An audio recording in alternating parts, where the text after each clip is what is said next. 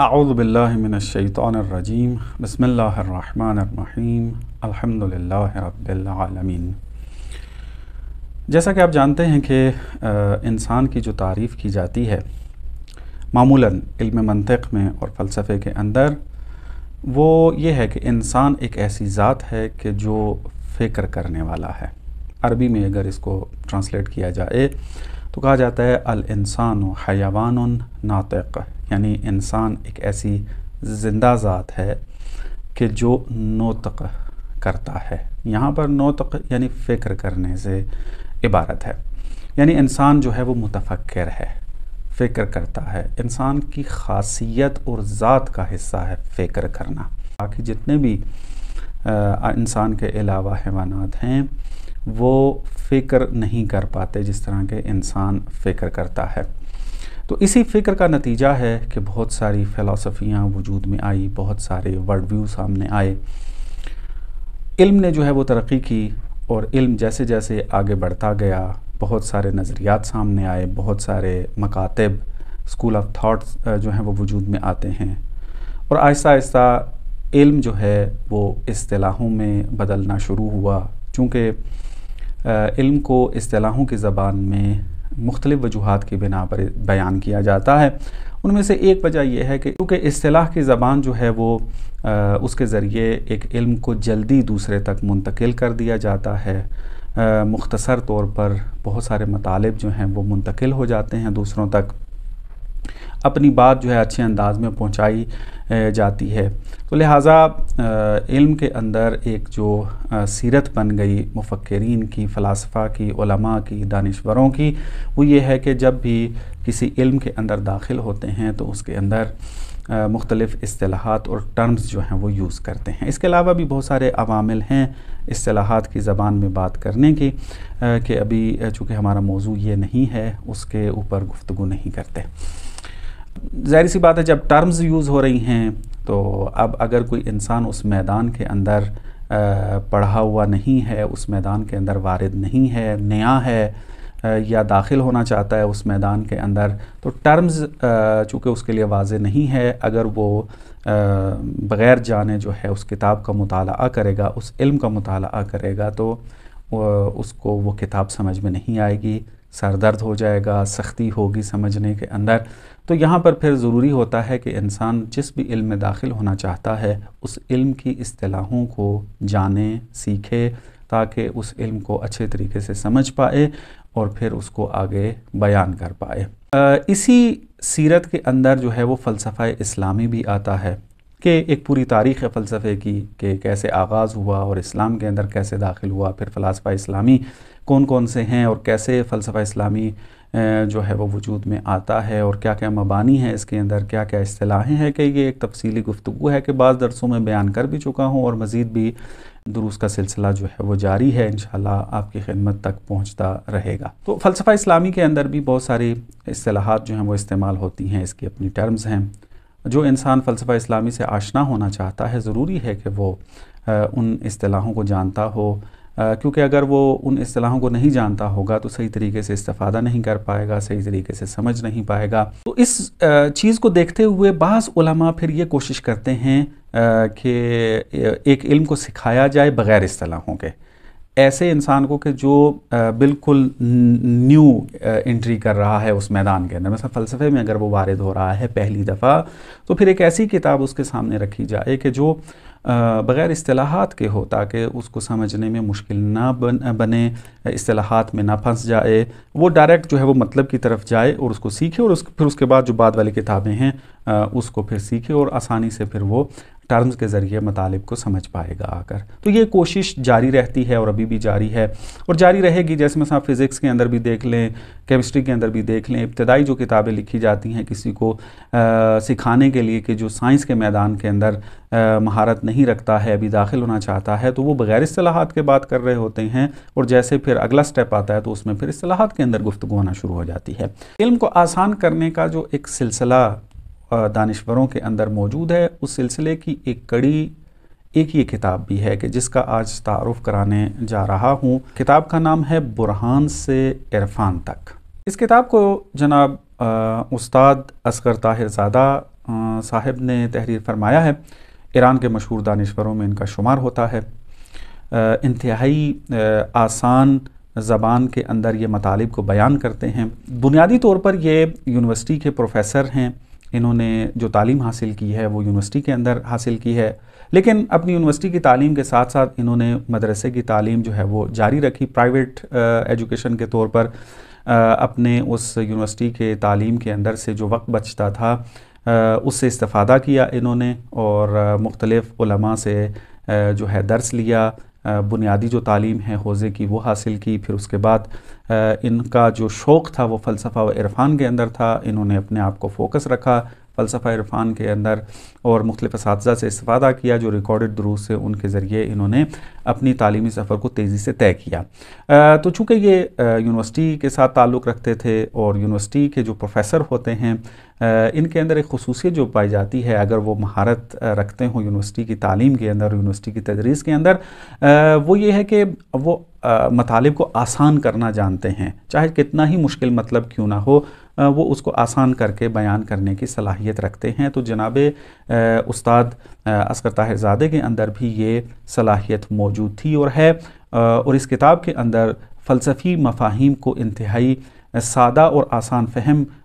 جو ہے وہ بیان کیا ہے۔ اگر کوئی بھی اس کتاب کا مطالعہ کرے تو اکثر مطالب کو سمجھنے کے قابل ہو جاتا ہے۔ ہاں، وہ فرد کے جس کا بالکل بھی فلسفے سے کوئی تعلق نہیں رہا اور ابھی پہلی دفعہ اس کتاب کو اٹھایا ہے، تو ممکن ہے کہ وہ ان مطالب کو کما حقہ سمجھ نہ پائے، لیکن جس کا تھوڑا سا بھی تعلق رہا، اس کا بیک گراؤنڈ رہا فلسفے یا منطق یا اس قسم کی بحثوں سے، حتیٰ اس نے اکیڈمک طور پر جو ہے فلسفہ اور منطق کو نہ بھی پڑھا ہو، تو وہ اگر ان مباحث کا مطالعہ کرے گا، اس کتاب کا مطالعہ کرے گا، تو وہ بہت سارے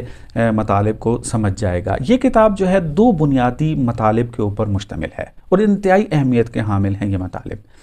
ایک برہان صدیقین ہے، یہ برہان خدا کے وجود کے اس بات کے لیے بیان کیا جاتا ہے، لایا جاتا ہے، اور جتنے بھی دلائل بیان کیے گئے ہیں خدا کے وجود کو ثابت کرنے کے لیے، ان میں سے محکم ترین، مضبوط ترین جو دلیل اور برہان ہے وہ برہان صدیقین ہے۔ آج تک اس برہان کو کوئی رد نہیں کر سکا، کوششیں کی ہیں اس کو رد کرنے کی، لیکن رد نہیں کر سکا، اور جو خدا کا انکار کرنے والے دانشور ہیں اور عالم ہیں اور منصف ہیں، انہوں نے اس بات کا اقرار بھی کیا ہے کہ سب سے مشکل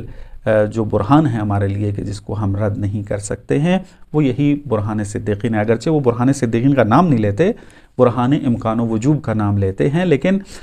برہان صدیقین جو ہے برہان امکان و وجوب سے بہتر برہان موجود ہے یہ، اور ان سے برہان امکان و وجوب سے زیادہ قوی ہے۔ یہ ایک تفصیلی اور تخصصی بحث ہے، ابھی اس کے اندر داخل نہیں ہونا ہے کہ برہان امکان و وجوب اور برہان صدیقین کے اندر کیا فرق پایا جاتا ہے، کہ آپ اس کتاب کا مطالعہ کریں گے تو آپ کو بعض مطالب کی طرف اشارہ مل جائے گا، اور اگر آپ ان مباحث سے شغف رکھتے ہوں گے، شوق اور دلچسپی رکھتے ہیں، تو بعض مطالب جو بیان کیے گئے ہیں مختلف دروس کے اندر،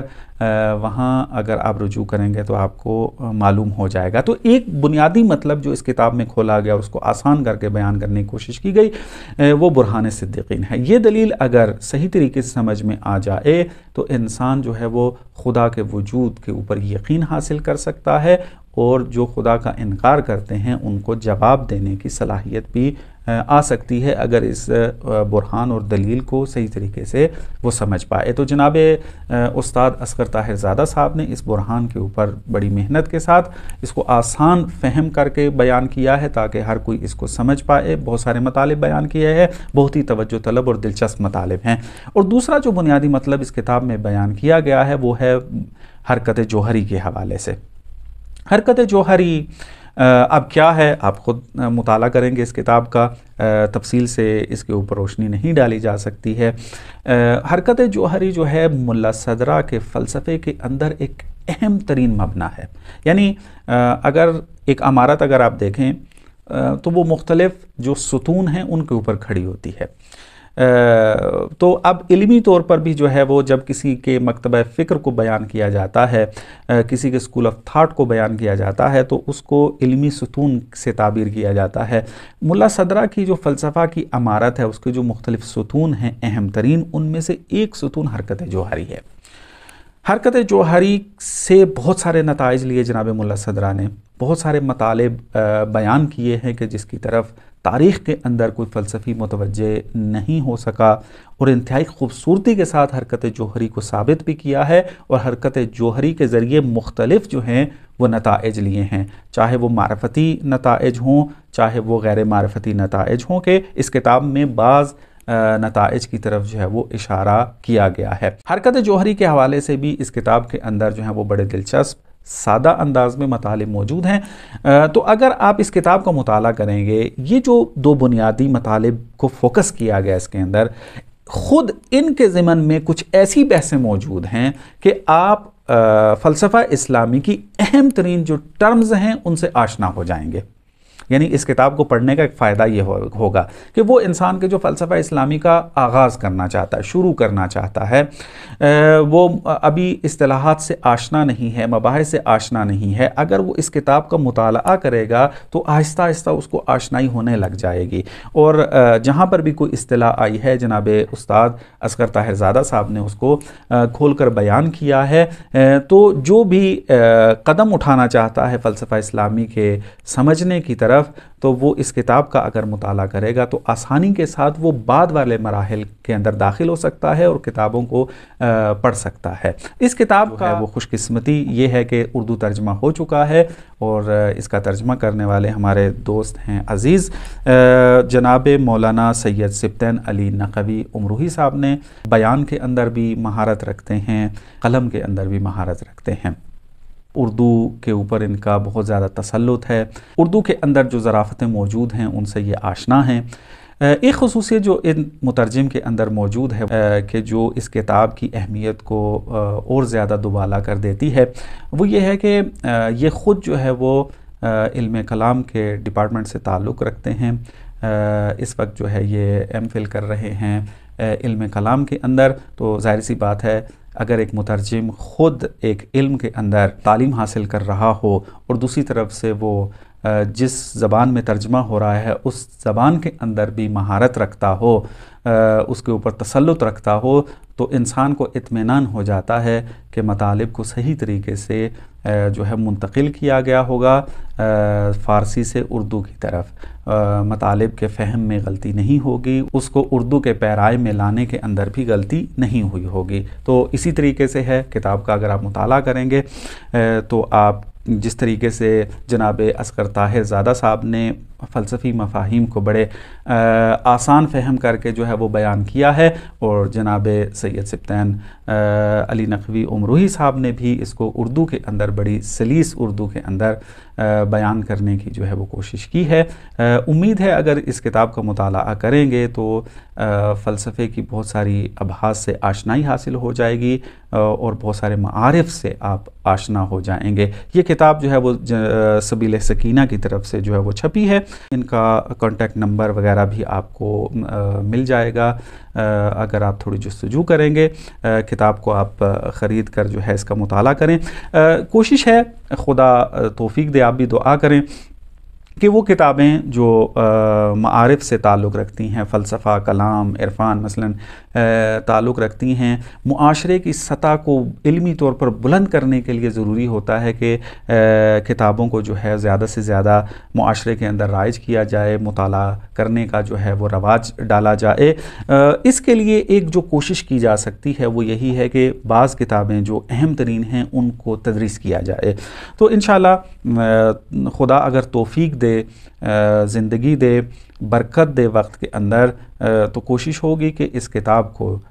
برہان سے عرفان تک، جو کہ جناب اصغر طاہر زادہ صاحب کی کتاب کی جس کا بھی آپ کو تعارف کروایا ہے، اس کو تدریس کیا جائے، اس کے بنیادی جو خیالات ہیں، مطالب ہیں، ان کو کھولا جائے، تاکہ وہ افراد کے جن کو ابھی بھی جو ہے وہ مشکل ہو رہی ہے مطالب پڑھنے کے اندر، ان کی یہ مشکل جو ہے وہ حل کر لی جائے، تاکہ وہ 100% اس کتاب سے آشنا ہو جائیں، فلسفہ اسلامی کے بنیادی ترین مطالب سے آشنا ہو جائیں، تاکہ وہ اپنا بعد والا جو علمی سفر ہے آسانی سے طے کر سکیں۔ تو خداوند متعال سے دعا گو ہیں خداوند متعال جو ہے ہمیں یہ توفیق نصیب فرمائے کہ معارف اہل بیت، معارف قرآن، معارف الہیہ کی ترویج کے اندر جو ہے وہ جستجو کرتے رہیں، اور یہ توفیق ہمیں شامل حال رہے۔ والسلام علیکم ورحمۃ اللہ وبرکاتہ۔